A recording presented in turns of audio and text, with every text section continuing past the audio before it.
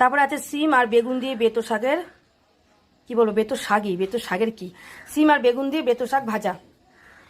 আর এখানে আছে চিংড়ি মাছ দিয়ে কচুরলতি, সর্ষে বাটা দিয়ে করেছি, চিংড়ি মাছ দিয়ে কচুরলতি দেখতে পাচ্ছ।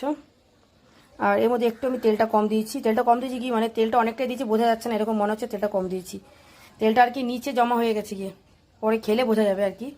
আচ্ছা, এটা হচ্ছে সবুজ ব্রকলি, মটরশুঁটি দিয়ে আলু দিয়ে তরকারি করেছি, একটু গা মাখা তরকারি, সেরকম কোনো ঝোল করিনি, মটরশুঁটি আলু দিয়ে ব্রকলি, এই যে।